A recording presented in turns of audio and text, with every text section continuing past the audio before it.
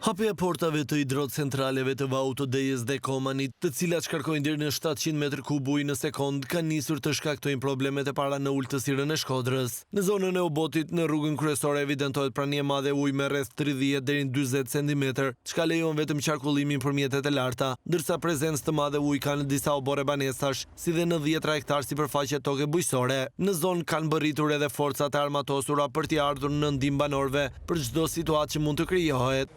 Banorët shprehen se gjithçka është e bllokuar nga uji, ndërsa theksojnë faktin se kjo situatë vijon prej gati 10 vitesh dhe askush nuk merr masa.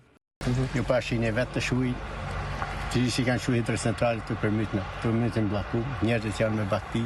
Ja, selëm për mund që kena për televizor. Të 10 vjetë që jenë.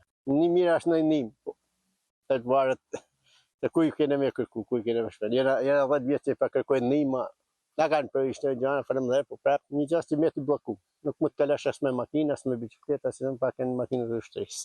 Këpa shi do botë, e kalon mas dorët, kjo avend turistik. Si ka hanë, Italia, kjo avend i diku i vogël i kanë thanë.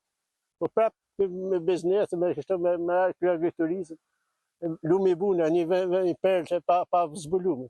Kalon mas dorët, vetë komunët, vetë kryetari bashkisë, administratorë, s'pa vjen kjo vëshmena një. Ndërkohë se i përket situatës në të gjithë qarkun, probleme ka në njësinë administrative Bushat në fshatrat Maliushit dhe Hoten, ku raportohet se rreth 15 familje janë të bllokuara për shkak të prezencës së lartë të ujit. Në territorin e bashkisë Fusharës, si pasojë e rreshjeve të shumta të ditëve të fundit, janë evidentuar shkarje dherash, rënje gurësh dhe prezencë ujë në disa akse autorurale.